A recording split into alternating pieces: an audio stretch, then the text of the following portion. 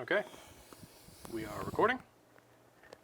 We're going to pretend that this is the very first time that we've ever done anything like this. We have never attempted and failed to do a podcast before.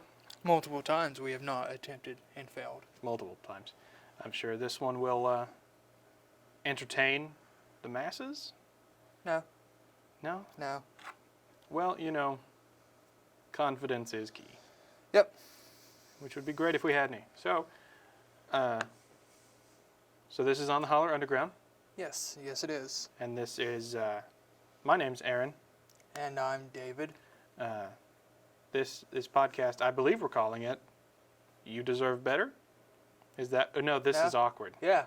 Yeah. This is awkward. That was totally not the old idea. It will totally be whatever is the actual title on the YouTube or wherever you're watching this or listening to it. I don't really know what you do with your life. Whatever on the title, that's what it's called. Pretty sure it's This Is Awkward. It could be something dramatically different, and I wouldn't know. We might change it. I don't know. I mean, I'm not the one editing this. I think, David, you're doing it. Yeah. So I won't know at all. Or hell, if Johnny just decides to give it a funny name. Johnny DB, yeah.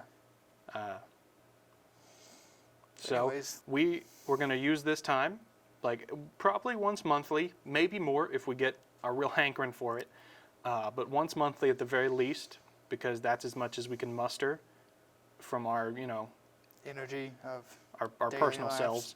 But once a month, we're just going to talk about stuff, nerd stuff. Could be video games, could be movies, could be comic books, just whatever we end up sidetracking on. Yeah, whatever made us mad that week could be a topic. Yeah, we do tangents quite often. We could start an episode saying, "Hey, we're going to talk about Mass Effect," and then end up talking about whatever the fuck happens. It could be a train of thought that doesn't go very. Don't judge me. I just had my brain broke. No, you're going on this tangent, and I just thought about how can we go back to Trump on this? I thought about saying that could very well be a possible topic. If you care about what we're saying, that's unfortunate for you. Yep. But this month, this time, this lapse of time, this version will be D&D, because that's what we decided to talk about. just moments ago. Well, not moments ago, like It's a couple hours. Maybe an hour ago. It was like 2 hours ago. Yeah. Because we knew we wanted to do this, but we also have poor planning skills, and we didn't actually expect to record this tonight. Nope. So, D&D, both of us have been playing for year and a half, 2 years? Going on almost 2 years this fall. 1.5, 2 years. We have never played prior to that. What was your? Because I know we talked about this earlier, but I didn't want to go further into it because I figured we'd save it for this. What were your thoughts on D&D prior to playing? Prior to the moment when I looked at you and said, "Hey, do you want to play D&D?" I don't remember it being that way. Like you looked at me. I think it was collective, but My first recollection of D&D was The Big Bang Theory. I don't know what season it was or episode, but the gang is getting around to do D&D, and Leonard is normally the DM, the dungeon master. Or game master, depending. But Sheldon got bitchy about something, and so Howard became the DM, and that was like my first mentioning of D&D. Because I'd seen it on shows before, just really nothing specific is coming to mind, but I remember seeing it on TV, watching it in movies. Obviously, a really recent version of that would be Stranger Things. Yeah. If that's a lot of people. That is a lot of people's first interaction with D&D. A lot of people first seeing it for what it is. I think that's going to get like a lot of people more interested in. I mean, not only it has in the past like 5-10 years, it's grown much larger than it was, because in the 80s everyone thought it was actual demon summoning. Yeah, demonic stuff. And so there were like parental groups about it, like Mothers Against Dungeons and Dragons and stuff like that. And I get it. Mad. Yeah. and they were pushing for like, this is evil, it's Satan, blah, and it never was. I'm sure there are some people out there that play D&D to try to summon, like, you know, The Demogorgon. yeah, the Demogorgon, but it's not really what it is. So if you've never played D&D, explain to me D&D, David. You've played, going on 2 years now. D&D. Well, I have a different concept of D&D than other people. I just like to hit stuff. Virtually. Yes, virtually. Yes. In imagination. In a game. With dice. I don't. Okay. The game is set up. There's a DM, the Dungeon Master, who is the basic Or game master. storyteller. Yes, Yeah. of everything. He's basically the god of this. Or she. Are we gonna go off on like a? No, but I'm gonna keep trying to piss you off. That's kind of what I do. Okay. You know, he's the person who is the DM slash GM is the god or gods. Does that make you happy? Sure. This realm that you're playing in, and you get to pick a character, a name, and all that good stuff. You Like, just, yeah, like any role playing game, yeah, you get to play a role. You get to make a whole new person that is not you, but has characteristics of you because obviously you're playing them. And there's a shit ton of RPGs, some of which are video games like Mass Effect or Dragon Age or I think The Witcher. No, The Witcher doesn't count because you're playing someone. That's a set play. But there are a lot of games where you get to like just make your character and you get to choose what you like. Fallout. Dragon Age Inquisition. Yeah, like Dragon Age and Fallout. Yeah, Fallout was more Because you get to straight up make your character and you decide what they care about. Except in Fallout 4, in which you care about Sean. Where's Sean? I don't know. Also, you don't get the little options of you could say this or this. Oh yeah, in D&D. You got to be. You have quick. to actually come up with it. Yeah. And so going back to the thing of I have a different look at it. Yeah. I just like to hit stuff. I'm not like into the talky role play of it. I just want to roll a die and hit something. Well, sometimes you do the role playing of intimidation quite well. No. Sometimes. No. Remember that time I was flexing with something. I was the guy in the pub. Yeah. And we just like killed a bunch of his men. I hit him a bunch. He was down on the table. I hit him a bunch. You, being a gunslinger, shot him twice in the knee. Yeah. And then, like, he was still mad, and I tried to do the intimidation to... You failed. Yeah, to do something. I don't know what it was. But I got like a 2, plus my strength, whatever. It was a 7 or something. Out of like a maximum of like 30 is the top 2. I had a 7. Which is poor. It doesn't always go well. But, I mean, even when it doesn't go well, it's still fun. Yeah. We fought... Because in D&D, you get to... You know, it's a very violent game in the way that we play it. Because as much as we enjoy the role play of it, like, I'd say Eric enjoys the role play most. Our other friend, Eric. He's a ginger. Just want to throw that out there. But he plays mainly... I think in all the characters he's played with us, it's been very charismatic, very like face man, front of the party type characters. And he always he hates when we get into a social interaction and we look at him, but he makes those characters specifically that are good at talking to people. So that's on him. He fucks up. Were you at the last game? Yeah, it was at the last game. Yeah. But you went away to do something. I stepped out. I had to help my sister or something. Yeah, her car needed a and boost. We did some kind of thing, and his what is it? To speak to someone, his persuasion, charisma, something. I think it was persuasion was plus 11 or plus 13. Yeah, he plays. And he's like, "Why does it have to be me?" Yeah, one of because right now he's playing 2 characters because we had a bigger party. And we had some people drop out for various reasons. Some people switching jobs, some people getting real busy. So we needed a little bit of help. And he's playing 2 characters, both of which are charismatic. So again, like when he says like, why do I have to talk? Because like David just said, most of his characters are like have the ability to sell ice to an Inuit or something. Like Yeah. they could convince a beggar to give up his last dime, and he doesn't expect to talk to people, which I think is fucking dumb. But also because my character is a bird man with poor social skills And bad eyesight, apparently. and bad eyesight. So why would I talk to people? And I'm a Goliath barbarian. Yeah, like our characters don't We really don't talk feature prominently to asking people for help. We have I fly. you as a bird person, monk. Yes, I'm a monk. I hit stuff not super hard, but a lot. Yeah. It adds up. I am a Goliath barbarian. We have a, what is Joe? He is a tiefling, which Joe's is like a tiefling. partial demon lineage person. Yeah. And he's a fighter. He's like an archer. It's like in Skyrim using the bound bow. That's another perfect example of RPG Skyrim. He could like the bound bow. He can just summon arrows out of nowhere. Mm-hmm. He never needs arrows, which is pretty cool.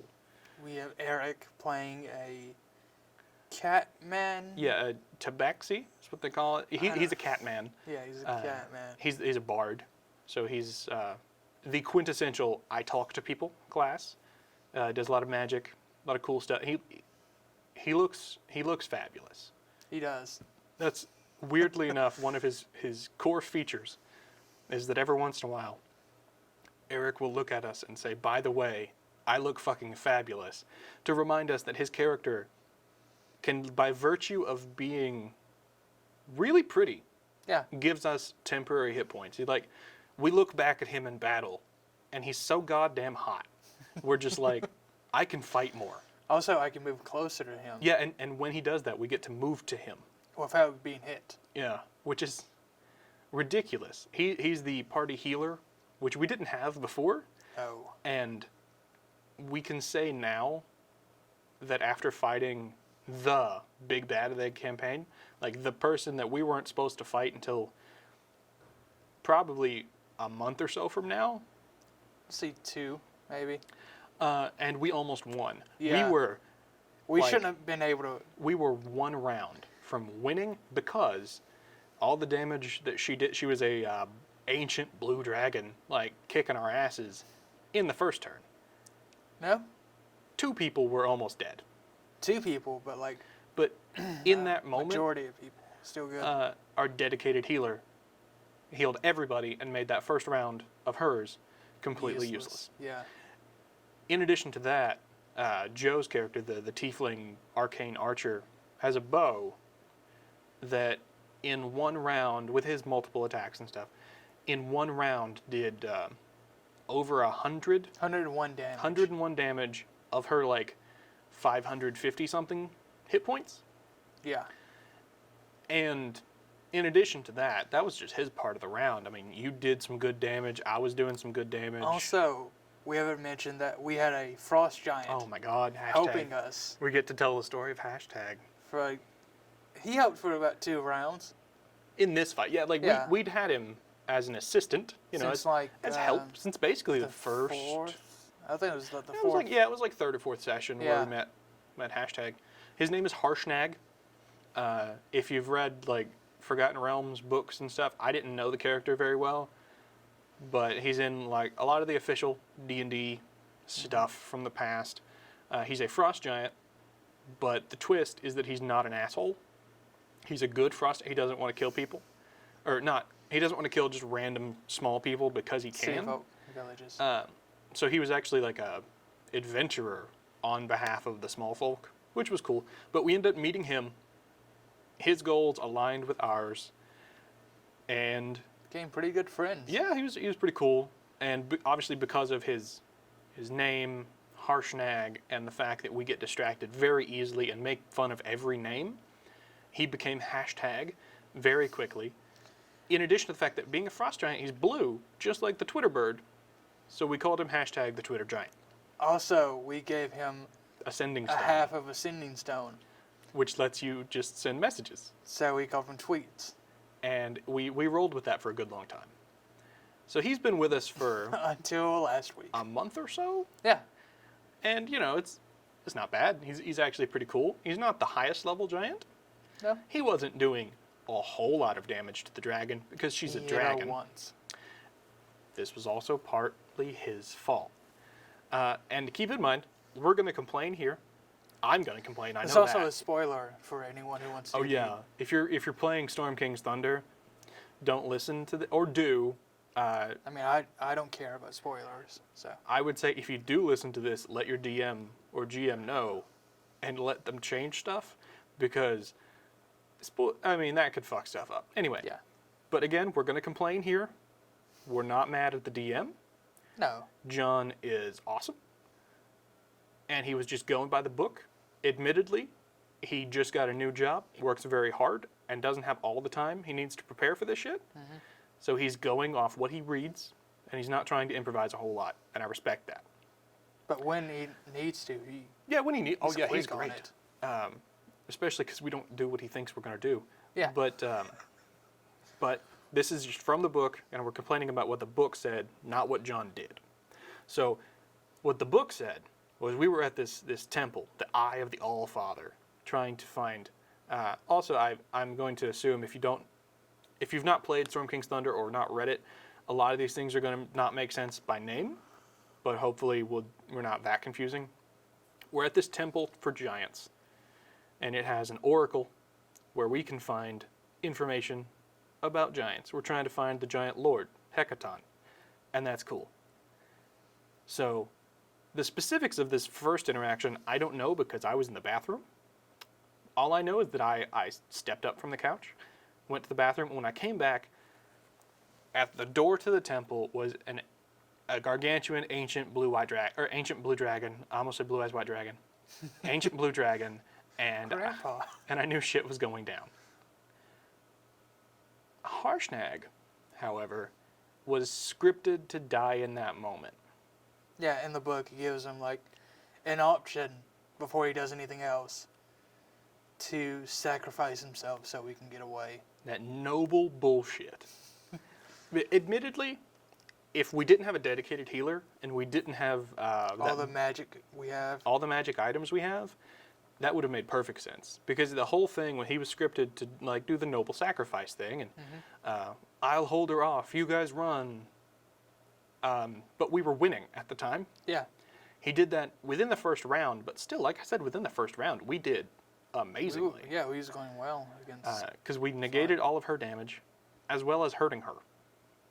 And then in the next 2 to 3 rounds, like I said, Joe did 100 and something at once. Mm-hmm. I was regularly doing maybe 20, 30. You were doing probably a little bit more than that, 40, 50, something like that. Yeah. You hit harder. Around there, yeah. And we were doing great. We'd knocked out a lot of the big, really badass monsters have legendary resistances, where if you're trying to trip them, they can just choose to not be stripped, or if you're trying to fuck with their mind, they can just choose to ignore that. And they only have 3, and we knocked out all of them. She was on her last legs. We were about to just... Last wing. Yeah, last wing, because dragon. But we were about to kick the fuck out of her. She was dead. But Harshnag, and by Harshnag I mean John, but because also John was scared because we were not supposed to be able to do this. He had no idea what to do if we killed the big bad now. Yeah. We're just level 9. We're at the halfway point of the campaign. Yeah. What does he do? This isn't something he wrote and he can improv around. This is the book's big bad. A set book, and this is the big bad.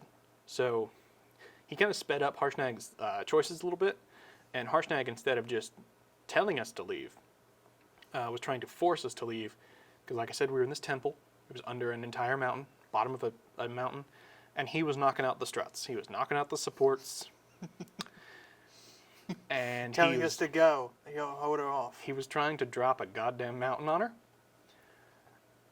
Also us, which is why he was telling us to leave. And then John was giving us the countdown. He was like, okay, roll for avoiding the rocks that are falling because the mountain is falling. And we knew that was foreshadowing. We knew exactly what he wanted us to do because we saw the doors to the temple within 20 feet of us. But we just didn't want to leave. Yeah, because we were winning. We were winning, yeah. And we found out at the end, right before like the rocks came down, and right before she left, because she's a magic dragon, she can just teleport.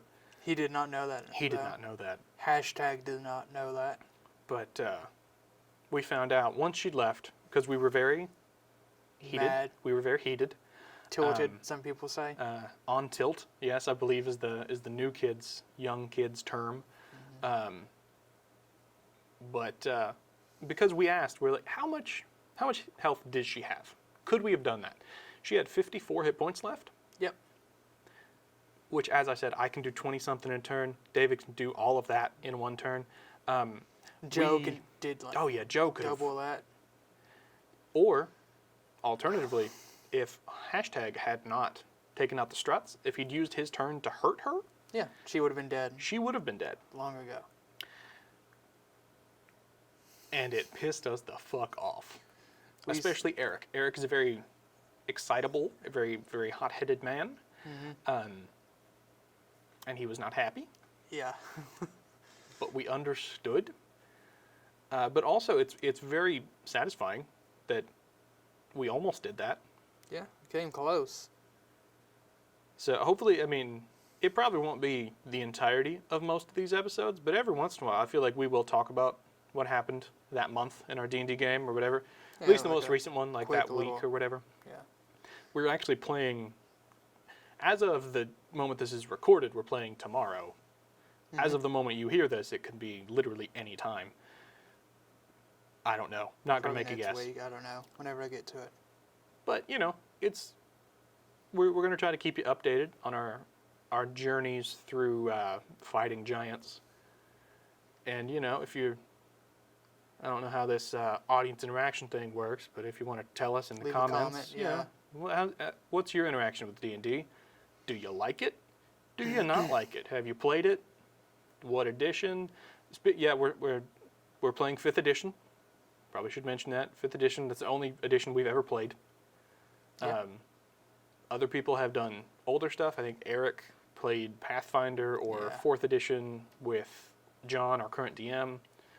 And I've never played any other game system in general. Haven't done Fate, or I know there's a Dragon Age one out there. Really? There's a Doctor Who one. Yeah, I saw that one. Yeah. And it looks... I feel like I don't know enough people that aren't my parents that like Doctor Who. I like Doctor Who. Like, I mean, I know us, but I don't know anyone else that likes Doctor Who, enough like that much that I would want to play a role-playing game with, because I feel like that could get real awkward, real fast with certain people. Also, I just don't want to play with my parents. It's a good. Yeah. Yeah. But there's a lot of systems out there. If you want to play a role-playing game for anything, or if you have any like it's suggestions. Out there. I think there is an X-Files game too. Wow. But it's one of those things. You need a really good DM for a lot of these, or game master, dungeon master, whatever, because like D&D, you could easily just go by the story and just... Yeah, you could throw together something. Even if you didn't have a book, you could make up on the spot, like, there's an orc camp, hit them, and just, like, make a really basic map and say, these are orcs, hurt them. But with, like, an X-Files, something more thought-based, like mystery-based, you got to write that shit. Even Dragon Age, like, especially Inquisition, because I've only played half of Origins, and I've played Inquisition. You have Inquisition. Have you played any of it? I just, I'm at the beginning when you're closing it, all the breaks of time and stuff. The rifts. Yeah.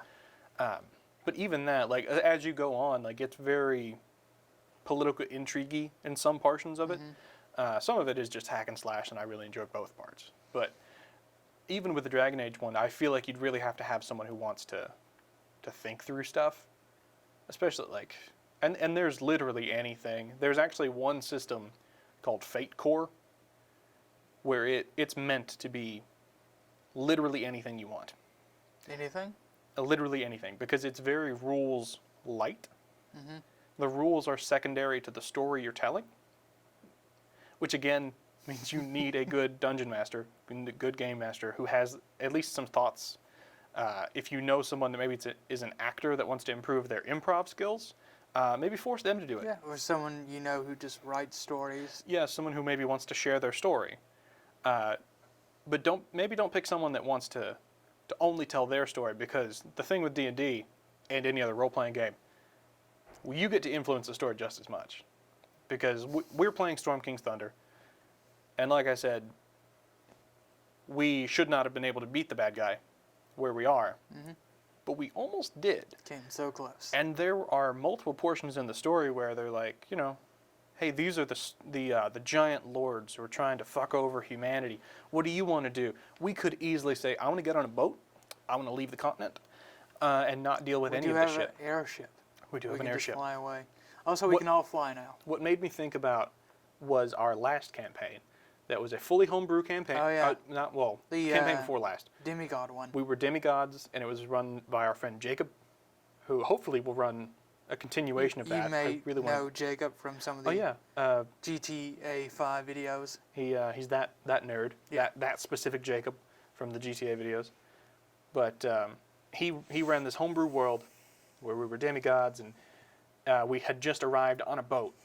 And we were finding out all of these things about this continent that was like, there are liches and evil demigods trying to kill they're trying to kill you. And we legitimately, at a certain point later in the campaign, when we knew the bad guy was approaching, like slowly with the army, we were like, we could get on a boat and say fuck this. Yeah, just leave. What then? Because we knew we had a shit ton of money. We had a shit ton of power. Even if we didn't have the money, we could have stolen a boat. Yeah, we're demigods. Because we were amazing. But we chose not to. But in theory, that's something we could have done. And Jacob, he's a smart man. I'm sure he would have found something for it. But that can really derail a campaign. Yeah. Because he had all this stuff. He showed me the documents he had, like multiple, just almost a book. Some of them, yeah. And especially, he showed me some of his notes for the future campaign. That may or may not happen. I really hope it does, as a continuation. But he's written a fucking book about this shit. Yeah. And I love it. But now he wrote all of that about where we were, not where we, in theory, could have gone. Yeah. Because he had a lot of stuff. He had like a swamp in the south with frog people. He had Vikings in the north, and people in the south who could tell prophecies. Yeah, there was a prophecy, a seer type demigod dude. There's a cursed spoon somewhere. That goddamn cursed spoon. We found it as just a spoon in a hut, in a witch's hut. Yeah, it was a random encounter, I think. Yeah. He didn't expect us to actually. Like, we just kept the spoon. Well, he said it was magical. Oh, yeah, but he didn't say what it was. We just put it in the bag of holding. No, we didn't just do that. Because he said it was magical, and he said it was cursed. Oh, yeah. So, but we didn't want to find out. Oh, no, we did find out what the curse was. The curse was, if you touch it, and it attunes to you, yeah, there is a 50% chance, anytime you make a weapon attack, whatever your weapon is replaced with that spoon, doing basically no damage. Yeah. So no one wanted to touch it. So I just magically put it in a ball of earth, and we wrapped it with linen. Yeah. So we knew what that was. And that was like session 2 or so. Yeah. And we get to the end of the campaign, and if you know anything about liches are people that came back from the dead. It's like Voldemort with Horcruxes and shit. They sold parts of their soul and put them in little bitty just physical objects. Yeah. And we find out that one of those liches we killed but didn't permanently get rid of because we couldn't find its phylactery, because we sold the fucking spoon. Actually, I think it was to the demigod guy, wasn't it? We sold the spoon to a very sketchy Walgreens type. Walden. Yeah, it was Walden's. Every time Jacob said Walden's, I was like, I don't know if this is a reference to Walmart or Walgreens. Yeah. And I think I never actually asked. The pistol. Or both. Walden? I don't know. Pistol. Either way, we sold the cursed spoon because we were like, he buys magic items. Sure, he'll fucking love this. And Jacob said it was not important until we sold it. Once we sold it, he decided that is a lich's phylactery. One of the liches that we fought. Mm-hmm. So we killed the big bad, and we destroyed him. He was not a lich necessarily. No, he was just another And we demigod. destroyed 2 of the 3 liches that were out there. Yeah. And their phylacteries. They're gone. They are permanently gone. But one we just couldn't find because he decided it was that fucking spoon. And he said there was a fork to go with it or something. I don't know. He that may have been a joke. Once he told us, I'm like, I used to spell sending to send a message to the king immediately. He's like, get that spoon. Oh yeah, because you were a warlock. Yeah, not one of my. Not your typical character. Yeah, not typical, but yeah, I was like, get the spoon now, and we didn't find it. Yeah. But also, the end of that campaign ended with, hey, you beat these like desert sand monster fetus creatures.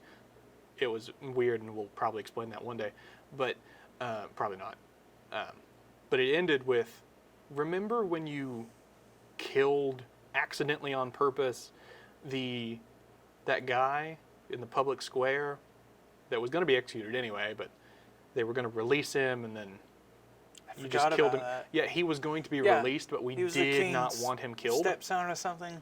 He was somehow related to royalty from the Vikings in the north, and we found out that they're invading. So the campaign ended with, good job, you did that, but now there's trouble in the north. Coming. And Jacob said he had all these like maps and thoughts, and like he knew what was up north because we were going to go off the map that we already had, the map that was already established. And I was so ready for it. And then that's been a long time. That was back in like August. Yeah, it was like October. 6 months. Yeah. And I really want to play. We've been doing this other Giants one at the moment. 1 or 2, yeah. Because there was one in the interim where our other friend John, we know too many people named John, but our other friend John he did like a Witcher kind of thing because he's really involved in the Witcher. But then again, his job got really busy and it was unfortunate. But I think we're having a lot of fun with D&D for having only really been into it for 1.5 years, 2 years. Yeah. It's going great. And really, I only hope to play more. We will. Like and not just more D&D, like more systems, like other. Because I had a friend who mentioned, like when he was a kid, because he played a lot of D&D when he was old, or when he was younger, because he's really fucking old, and he played like original. Yeah. But he's like, they played Vampire the Masquerade, which is sounds interesting. apparently pretty cool. Not the LARPing shit, because people apparently in the 90s they did that a lot. They dressed up like vampires and like rented hotels and like ran around biting people or pretending to be invisible with your arms crossed. Apparently, he was talking about it, and he said there was one that he went to, and it was the dumbest fucking thing. Anyway, sorry, no offense to LARPers, but Vampire the Masquerade, to me, sounds, at least in the LARPing portion of it, real dumb. But apparently the actual like board game of it sounds pretty cool. I know Tim has told you about, I can't remember what it's called, but the one where he was fucking over his brother or something like that. His brother. I think I know what you're talking about. His brother was playing it, and just for an example on how to play the game, teaching a new player rather, showing them how to do combat. He just killed a very important NPC. Oh yeah. It was like, He was supposed to give you the quest. He was the quest giver. He was like, oh yeah, you want to see how to kill people, and he just stabbed the man in the throat. Yeah. And he said his brother like took him aside. And he was like, you should not have done that. Why did you do that? Fuck you. Fucking up Stop my campaign. Because I mean, because little brothers. Yeah. But there's a bunch of different systems out there, and I think as much fun as I love D&D, 5th edition so far. We can try other things. But I think it would be. I think the biggest problem for me in that, I don't want to buy the books.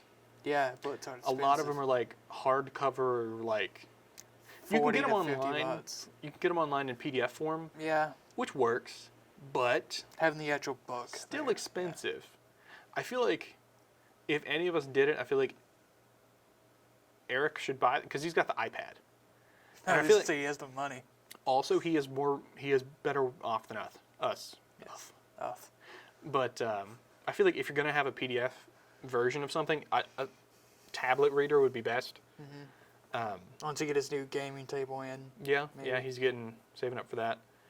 But I feel like if we could get some recommendations from maybe the people listening, all like what, 2, 3? What are we gonna estimate? Johnny. Yeah, Johnny's gonna hear it. Jacob might. I think Jacob should. If Jacob doesn't, Jacob he's should. an asshole. We can probably get our moms. No. At least my mom might. I feel like my mom will say she'll watch it, or listen, watch. It's gonna be a video. I don't know. But it's not really her thing. D&D. At least this episode, maybe not. Yeah, let's stick with 2 people. Okay, we're gonna say you 2 people. Where are they from? Where do you think? Nebraska and Spain. Nebraska. All right, it was like a Lady Gaga song. I love you, Nebraska. Thank you, Nebraska. Is that Something you like think that. Walking Dead? But Sure. And what did you say the other one was? Spain. Spain. España. Mostly because our film teacher just came back from Spain. Yeah. Maybe he can tell someone about it. Yes. We'll have to talk to Daryl about that. Yeah. But thank you, both of you, for listening / watching. Maybe we'll get better. If you have any Maybe well, we won't. there's no chance of us getting better. But if you have any Suggestions, suggestions thoughts, on what we should do next, like the next topic or new games. Oh yeah. Next topic is those suggestions are going to be key, because like I said, we came up with this topic 2 hours ago. Yeah. And it's not that we don't know what we're talking about when we chose the topic. It's just we're not that imaginative. So we could sit, like last time we tried a podcast and failed. Well, we didn't fail that bad. We did a few episodes and then lost time. Yeah, school kicked back in, like full force, kicked us in the nuts. And we just stopped. We could probably recycle some of that other old content that no one's going to watch. Wah, wah, wah. I'm going to add that effect in. Okay. Maybe. I don't know. I just You'll don't leave forget. yours. Yeah. You'll forget. But yeah. It's been But great. yeah, thoughts, comments, tell us what you want to hear us talk about. Tell us we're wrong. Tell us we're stupid. This is the internet. We're wrong and stupid. This is the internet. And we know what we're looking. We know what we're looking to receive. It's not going to be great. Nope. But if it is, thanks, man. Yeah. Appreciate that. Be sure Happy to like thoughts. the video. Yeah, subscribe. What is it people on YouTube say after like and subscribe? Yeah, if you want more or content. we'll kill kittens or something. I don't know. Or we're going to punch a baby. Punch a baby. I don't know. There's only one baby I know, and I really like her. She's cool. We can get my niece. Okay, sure. I don't know your niece. That's awesome. She has a stupid name, but okay. All right, but yeah, thank you guys. Maybe longer episodes, maybe shorter episodes. We'll find out. Yep. Do we have a sign off? I was going to say until next time. This has been awkward. I was going to say because we don't have a opening or a closing or. Yeah, this is great. We just do it. Yeah. Bye.